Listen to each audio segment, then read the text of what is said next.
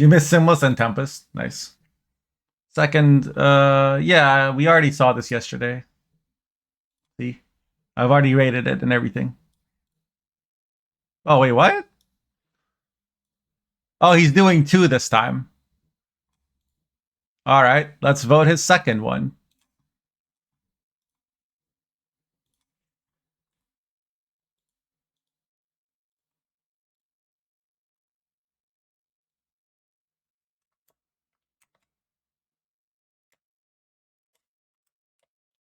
How do I maintain aspect ratio?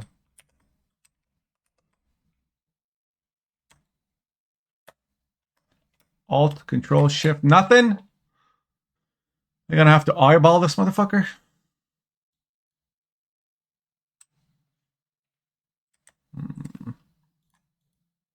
God, why is Reddit so terrible?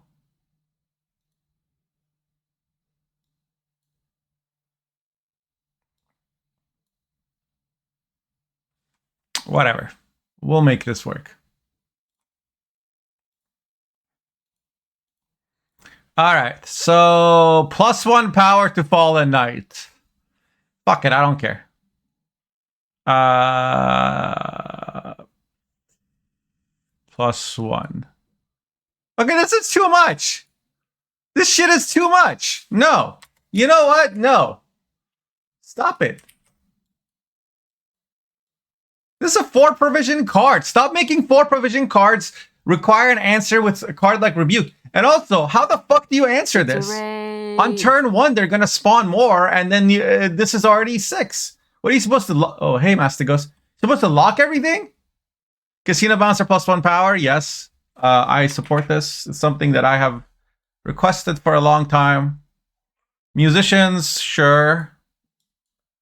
Roche -1 power. No. What the fuck? Why? Roche is already good. Oodlerick? Is this no, this isn't Oodlerick. This is Darren, right? Or is this Oodlerick? Does anybody know?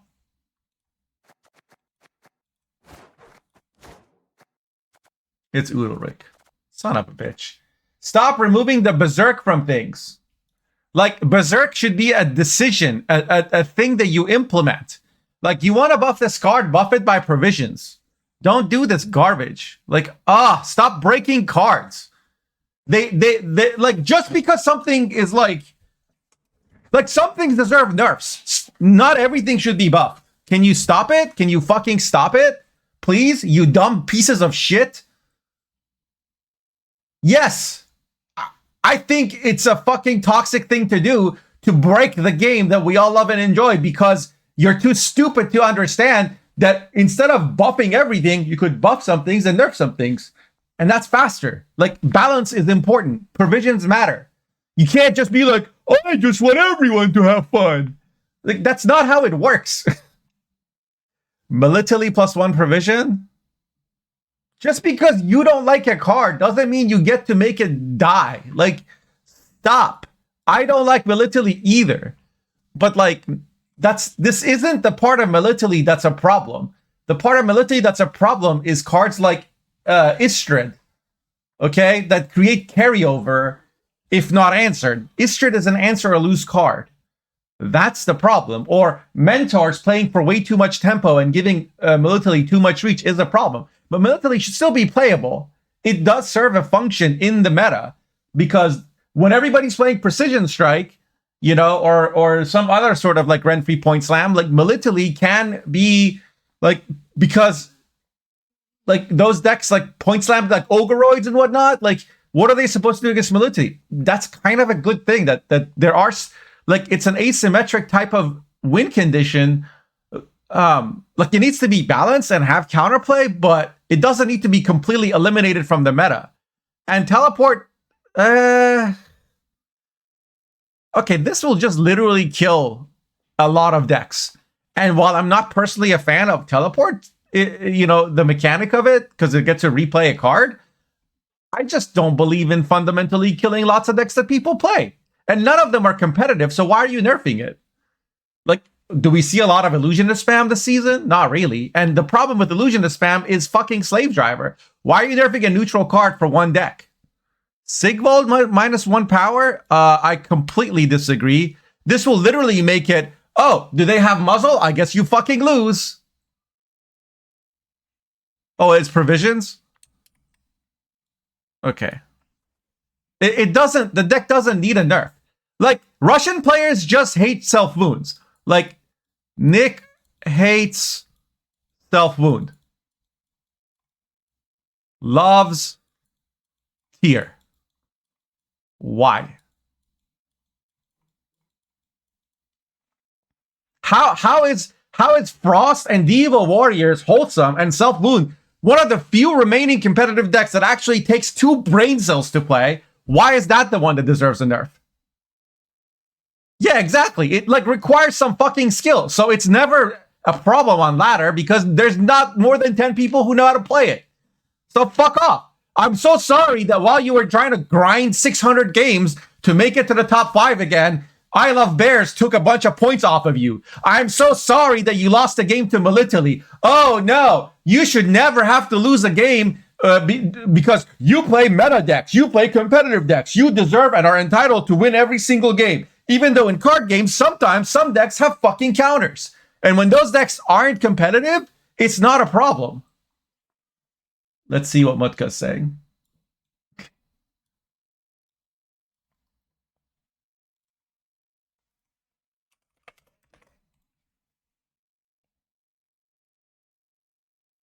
You can't believe I used to look for real? Yeah, me neither.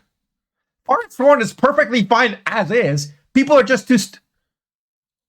Miyaman beat them at Smell Blood. This causes hatred. That is 100% what's happening. 100%.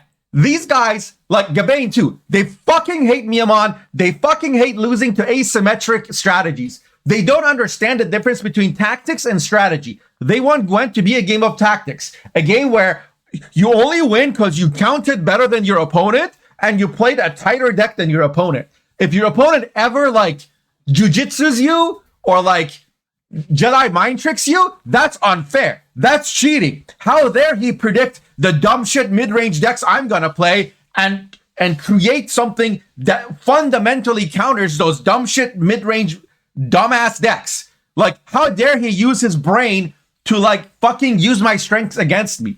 How dare you use Art of War? Like, that's their problem. They just don't like anybody. Like every time Miyaman beats them with one of these like counterintuitive things, they just get mad. They're like, I want to punch something. Why won't he play anything for me to punch?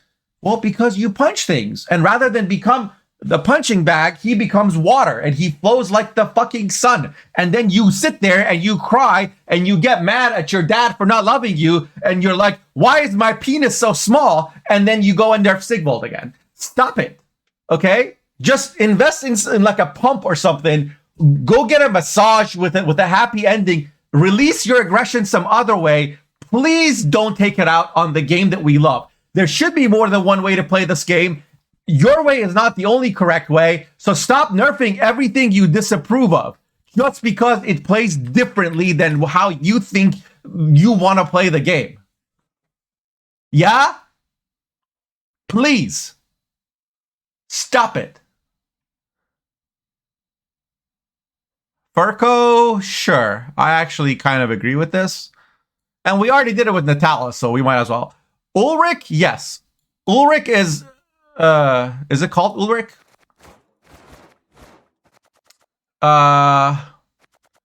He's always been a little too expensive, like for what he does, because you have to have the other. He's like a Caranthier as far as I'm concerned. Like, he's way better than Caranthier, don't get me wrong. In the sense that he doesn't create a 1-power version of the thing, so he can actually be used.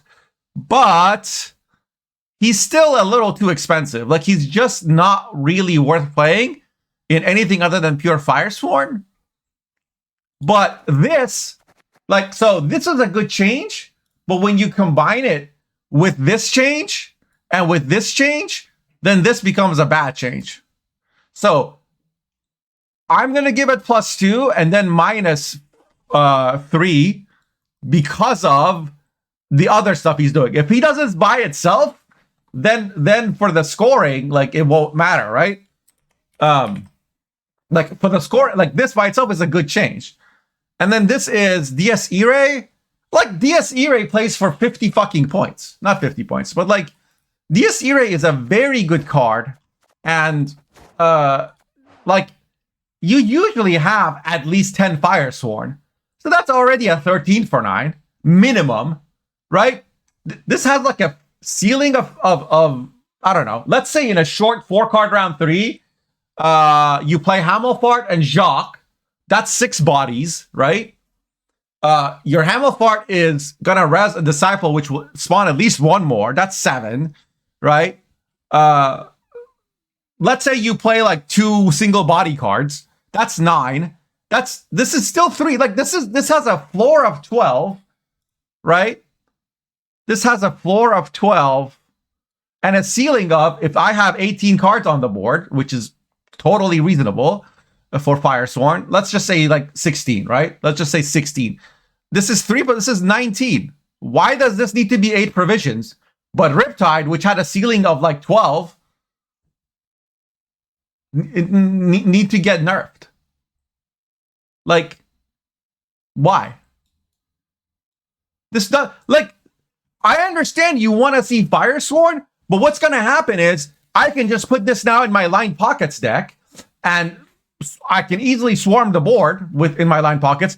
And also, this doesn't only buff Firesworn. If you get a Killing Blow, which isn't hard to set up in a faction that has, I don't know, Brawlers, Tin Boy, Junior, Senior, Freak Show, Executioner, Professor, like there's so much damage, Tunnel Drill in Syndicate that it's really not hard to set up a 3-power Killing Blow, right?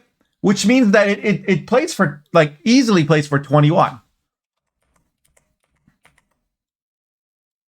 To me, a card, even if you even if you say, okay, well, you know, it's not always going to get the max value, right? Fine. Let's just take the mean, right? Let's say that it follows a normal distribution or whatever, and you just say like, sorry, 12 plus 21 divided by 2. No, 12 plus 2, 1 divided by 2. On average, it plays for 16 points. What other 8 provision card plays for 16 points? Maybe Ser Quan? Like, this is dumb. But the thing is, R35, like Shinmiri has suggested this too. These guys, they think that like it's okay to make a card stupid OP if the archetype it belongs in and isn't OP, to like compensate. And my answer is, why isn't the archetype OP? Fix that. Nobody's losing with Firesworn because they're not getting enough Dies Irae value. They're losing with Firesworn because it is a swarm archetype. And a swarm archetype requires round control. Why?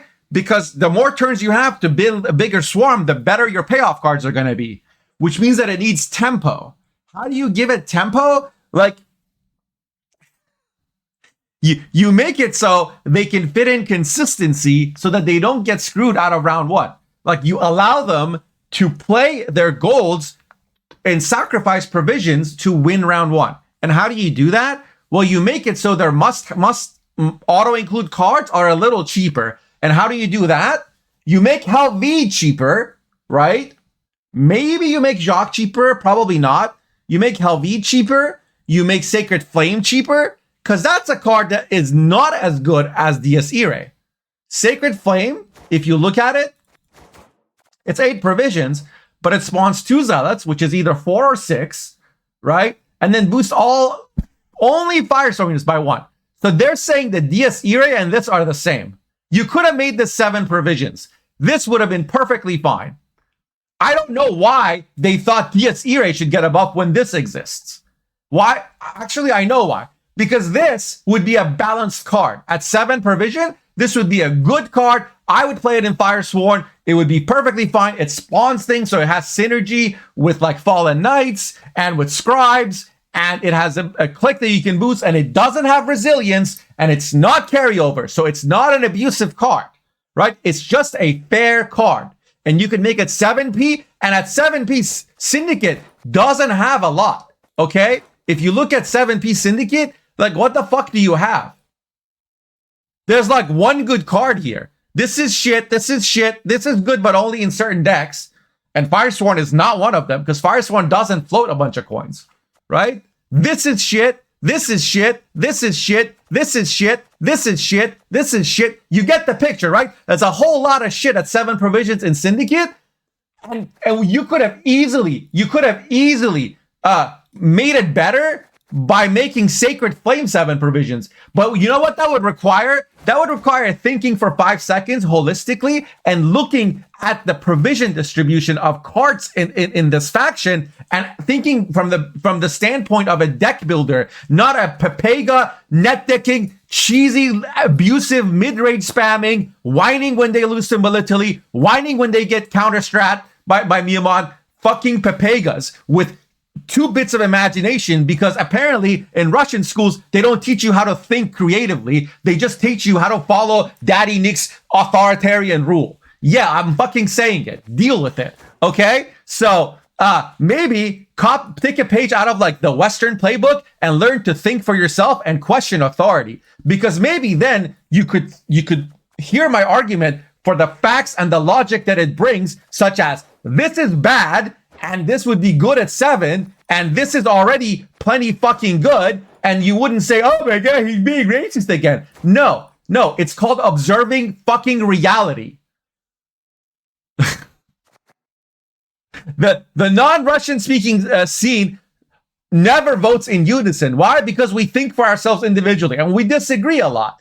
But there's certain things we all agree on, like sergeants should be fucking 3 power, right? So we eventually arrive at the right decision, even though we don't take the shortest path. But you go from 0 to stupid in Nick point R seconds every fucking time. Nick says jump and you say how high. Stop it. Stop it. Think for yourself. And don't vote for this shit. Okay? Don't vote for this shit. That's dumb. Don't do this. This is stupid. This is stupid. Even these are stupid. This is good. This is good. This is okay. But this combined with this is really fucking bad. It's going to come down as a 7. And this has Intimidate, dude. Don't forget.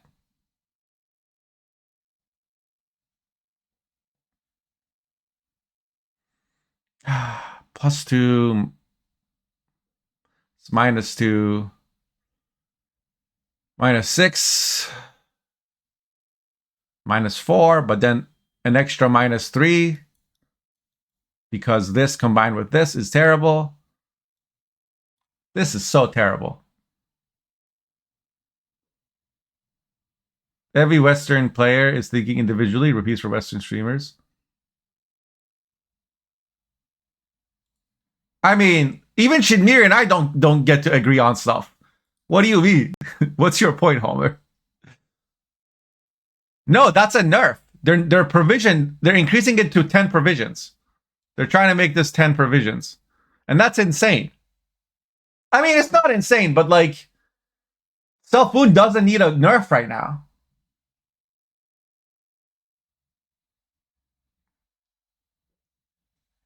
Yeah, his other one, I gave him a +8.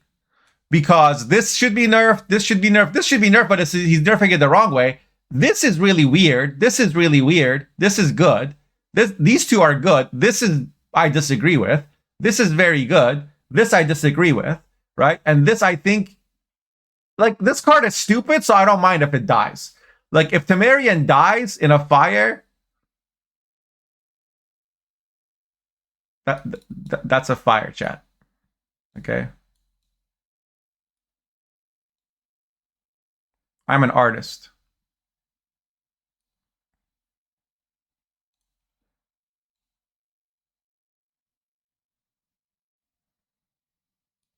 If this thing dies in a fire, I wouldn't be sad at all.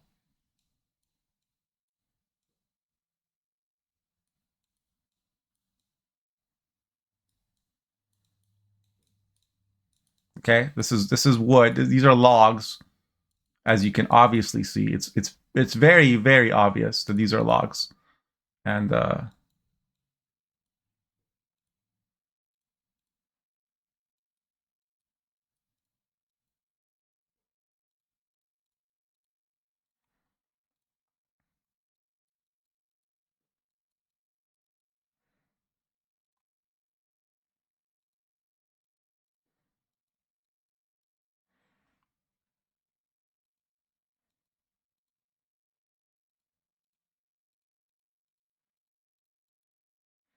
I don't think you've ever seen a better depiction of fire than this right here. So I don't know what you're all complaining about, but I'm an artistic god.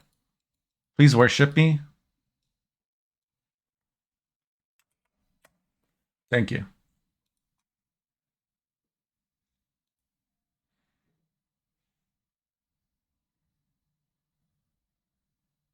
People is the same in every country. Yeah, that's probably true, but I have in my unscientific anecdotal observation without properly researched data, it seems to me like the Russian scene and partly the Chinese scene seem to vote more in unison than the Western scene. And by Western, I mean everybody else, not like literally West, right? Like, because Poland is like Eastern Europe probably, and it doesn't, like, those words don't have the best connotations anyway, and they're not the most accurate. And I fully grant that I may be biased, not just because I'm in the other scene, but also because, like, we expect former communist bloc nations to be more authoritarian, whatever. But even personally trying to account for that bias, I still see more like unison on the other scene. And honestly, I don't want to make this conversation about that. That's not the important part. The important part is there are two approaches I see. Well, three, right? One is I view and value the approach of you should make changes to cards that are still balanced, right? You should make changes to cards that are fair and follow the power provision curve, but you should prioritize archetypes that are less played and try to nerf within archetypes that are more played. You should target cards that are OP on their own. So if Precision Strike is too good, and if Oak is too versatile, targeting Oak is okay. Like, targeting, say, Iris is not, right? Why? Because this card is played in lots of other decks. It's a consistency tool that allows for creative deck building. That, like, the less tools we have in the game to manipulate the deck, the less interesting combos and strategies we're going to come up with, and the less diversity we're going to have. And when I say diversity, I don't mean like a million different binary decks that are all exactly the same and auto build. I mean like undiscovered things that people like Imagawa or Miyaman or sometimes me, or, you know, like people like Puzzle or Kerpiton or whatever, like Lirio and Trusky, and those guys, they discover decks and those decks become meta. And before they discover them, they don't exist. And even like people like Kalinick, who made the Illusionist spam deck, like those cards, not much changed to make that deck possible. It was just his ingenuity and creativity, right? Or Ugadai, right? Or what's that guy who was really good at Frost, who learned taught everyone, or Centurion Lion, or who else is really creative? Comes up with new decks. Like, there's lots of people who have their own style, and you see their deck, and you're like, that's a blank deck. That's an Imagawa deck.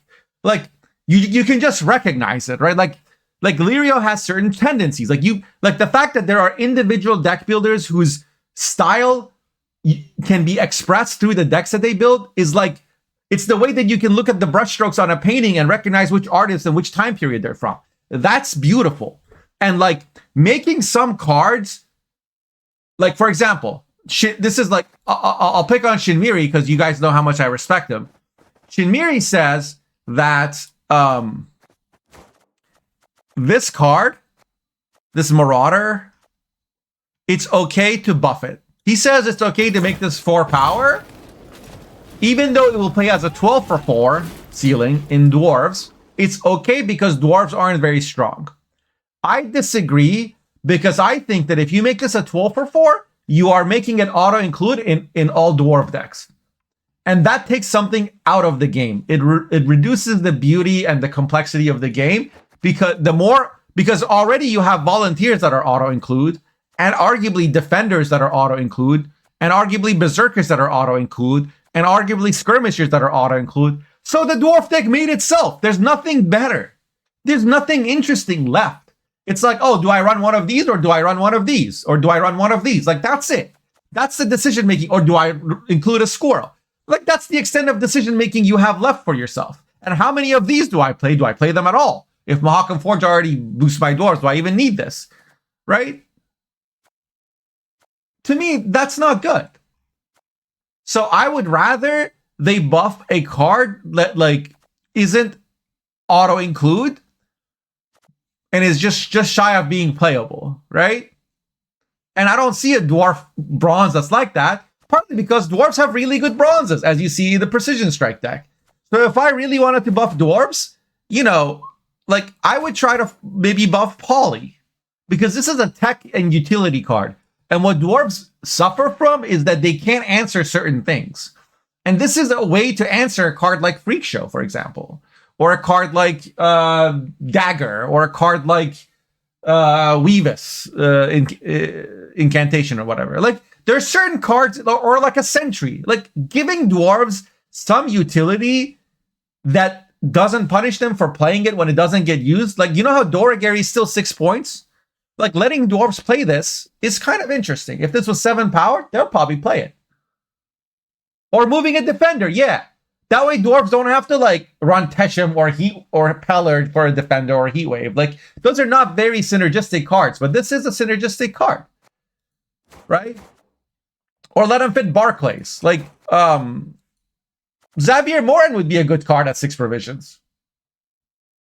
Because it's an engine that keeps reactivating itself and keeps getting taller. And like, it's not worth removing, but then it's like also not good to leave it there.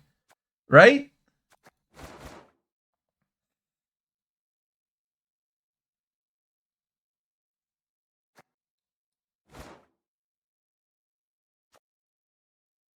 And there's some cards that are forgotten. Maybe at 8 or 7 provisions, these would see more play. I'm not a huge fan of this because of resilience. But like, Popko could be good if he got like 1 power. I don't know. You probably don't want to play a Harmony card in the Dwarfs deck.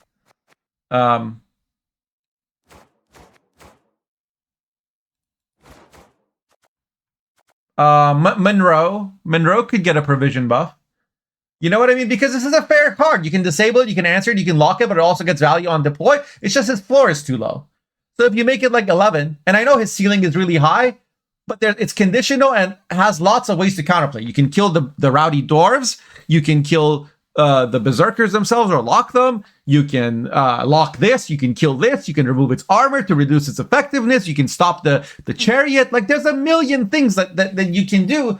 None of them are like cheap and effective and easy, but they're also not. It's also not that oppressive, right? Because they don't have a lot of other random damage. Other than like Zoltan and Berserk, like that's not like enough to be like, it's not like Pirates where literally your entire board gets wiped every turn. And when it comes to board wipe strategies, there's a line, and once you get to that, it's really good, and before that, it sucks. Because leaving a 1 power like Detlaf alive, Unseen Elder alive, it's gonna do the same thing that a 7 power Unseen Elder does, right? So, or Gezrus, or any number of other cards that you have to answer, or like Dana or whatever. So those are like different philosophies, right? Like someone like Shinmiri says it's okay to make 1 card OP to support an archetype if that card is locked to the archetype. And there's the other point of view that says, no, all the changes we make to cards should result in balanced cards, but we should prioritize archetypes based on how dominant or like unseen they are, right? Also, I think not every archetype should be competitive. I don't think hand buff or fruits or jackpot should be competitive ever. I don't believe that like uprising has to be made competitive, or like NR Witchers or SK Witchers or whatever. I think some things should be Like, for example, Thrive or SK Witchers or NR Witchers or any of those, like, or hand buff. I think those should be supporting archetypes. They should be like you major in, engineering with a minor in like law or something, right? Like pre-law, whatever. Like the point is that like maybe you run dwarves to support a precision strike deck, right? But you don't have to go all in on dwarves every time you play dwarves. Like maybe Thrive should just be a thing that supports Ogreoids and Death Wish. Why not? Those decks go tall. Consumes have synergy with Thrive. Like Thrive doesn't need to be its own thing. Like we don't have to be required to play Thrive Scenario and Cat and Damsel and like a million fucking Thrive engines for Thrive to be playable. So hand buff, same thing. I think hand buff should be a thing that supports, say, Symbiosis or Harmony or Movement, because those are all three of those are decks that have engines that need to be protected from control. So hand buff being used as a supporting archetype is perfectly fine with me. Or maybe you run Torque in a deck that otherwise has a bad short round, and that's it. Hand buff by itself should not be viable, in my opinion. And I think that's okay. Not every archetype needs to be viable. Healing doesn't have to be its own entire archetype, but if the healing package is playable in Witchers, because Witchers damage themselves and Hofrus heal them, and Fulminica heals all of the other Witchers or something, I don't know, right? Like you play Offering to the Sea and damage all your student Witchers that you create with Armor Up or whatever, and then you drop Fulminica and it buffs the whole row. I don't know, maybe that's cool. Maybe you play Fulminica Witcher students, like some sort of Swarms Foulblood Fulminica deck. I don't know. I don't care. My point is that not every archetype has to be one deck and one deck only. And some things can be supporting, and some things can be competitive, and some things can be just for beginners. Like Jackpot and Fruits could be just for beginners. That's okay. And sure, maybe there are more complicated decks that use those leaders, and those are hard to play and also competitive. That's okay too. But like, those are two valid perspectives, in my opinion, on the game. I happen to hold one of them, but I can see the logic of the other one. What I don't believe is valid is to take an archetype that's already decent and make it overpowered just so you can shake up the meta for one season. Why? Because we don't have infinite changes. We don't have a single solitary council who controls these things, and we aren't able to, we're not able to like reverse a bunch of changes in a coordinated fashion, because it's a clusterfuck, the council. Like people just like it's like herding cats. So like when Nick R and Necrotal say something like, "Oh, we'll just make Demon Smugglers this, and if it's OP, we'll revert it," they never revert anything. They never do. They're like, "Oh, we're just gonna leave it to the Western streamers to nerf stuff. We're gonna focus on positive buffs." And it's like, you mean you're gonna fucking make a mess in the kitchen and expect someone else to come? I'm not your fucking maid. Clean up your own fucking mess.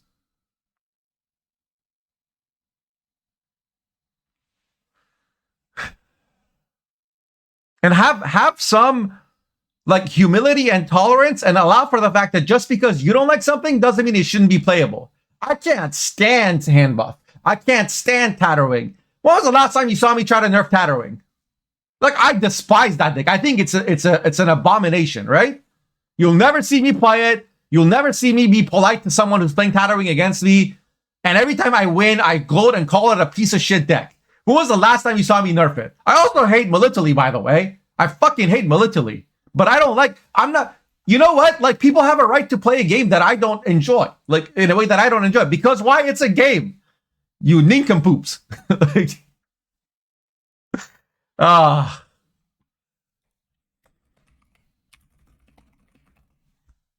Yo, Yansing, thank you so much for the sub. Appreciate it.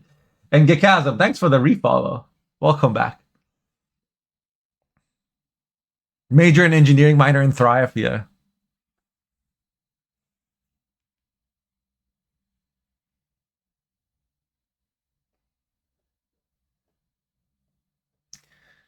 Griffin, but it is strong. It's in every NR stockpile deck. Isn't it? Is it not auto-include in this deck? Oh, Adept. Adept, sure, fine. The thing is that, like, the archetype sucks, so they wasted a fucking buff, okay? But Griffin Witchers are auto-include now in every Siege deck. Why? Why is a Witcher auto-include in every Siege deck? Oh, I'll tell you. Because Crystal Skull plus this is abusive as fuck. And it's hard to remove this. It's even harder now that it's 9 power. And you can't lock it because it has Veil. And even if you do, you're thinning the deck for them. It's not okay. This is not okay.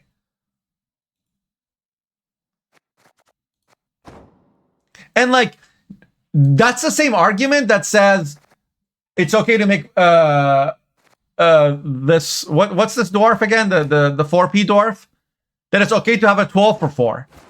Because like, even if you're right and the archetype needs all the help it can get, what you've done is you've made a card auto-include. Maddox Soldier 4 provision which beats with armor. No, Heavy Cav is not the same. Well, it is. Heavy Cav is also problematic, but there's a few key differences. Number one, if I don't play a card, Heavy Cav does not get value.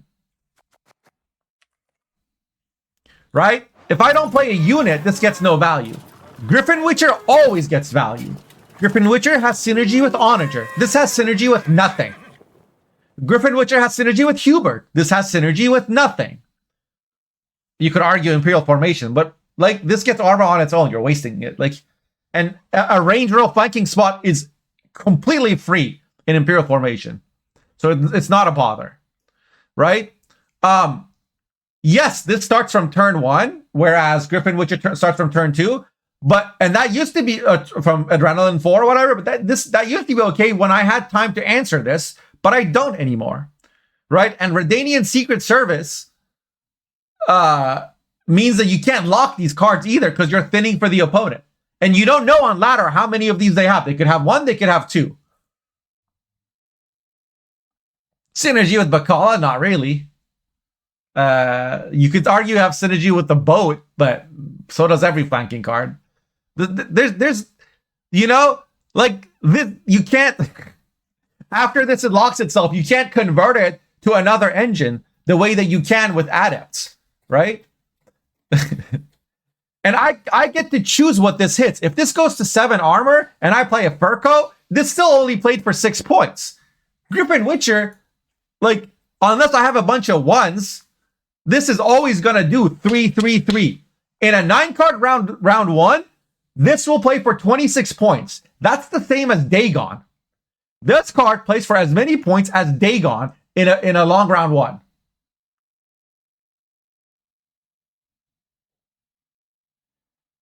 Saying something isn't as busted as something else is completely meaningless and irrelevant, right? We can nerf both of them. I'll show you how. Listen, I have this. This is the one trick that NR abusers don't want you to know about. Okay? Watch. No hands. No hands. Look. Look. Look. I've got Griffin Witcher and Temerian Infantry getting nerfed at the same time. Can you fucking believe it? It turns out that it's not a choice between the two. We can do 2 things at the same time.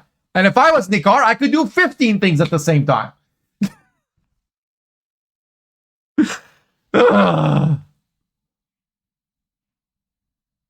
I know, I'm fucking blowing minds right now.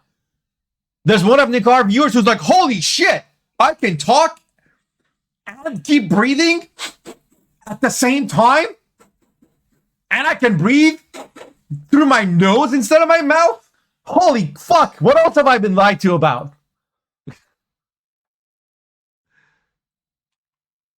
You take an honest look at this and tell me if with a straight face, you can tell me that either of these are better than this.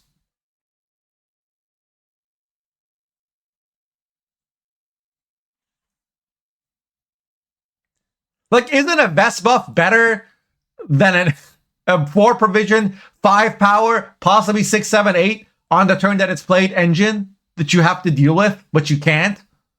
Like, this has no counterplay. This has counterplay. This has counterplay. Even this would have some counterplay. But also, it has a reasonable ceiling, which is what? 7. 7 for an archetype locked bronze. You see the difference? I'm not saying make a 12 provision vampire bronze 4 provision card. Sorry, make a 4 provision 12 point vampire card. I'm saying give me a 7 and then 9 that can also be like 13 if you have a flatter, right? Like, that's and if you have a flatter and you drew both clue marks and your opponent didn't kill one of them and your opponent doesn't tall punish the flatter and your opponent didn't like lock the flatter, like a million things have to be true for this, right? So 7, 9 for the second one, sometimes a little more. Like, to me, that's this. Like, if you want to buff a bronze, make it 8. That's it. That's it. Like, 8 should be the fucking ceiling for 4 provision bronzes. 2 for 1 is pretty good for a free card. Let's not make, like, we don't need 12 for force. Okay? When there's no deck building cost to something and your opponent has to spend provisions to answer it, that's not healthy. If I have to use a rebuke or an assassination or a parasite to answer a card you played for free, or else I lose the round, that's never okay. Whereas like mutants and stuff and revenants, those ended up being okay because they trade evenly with equal provisions. The counterplay is fair.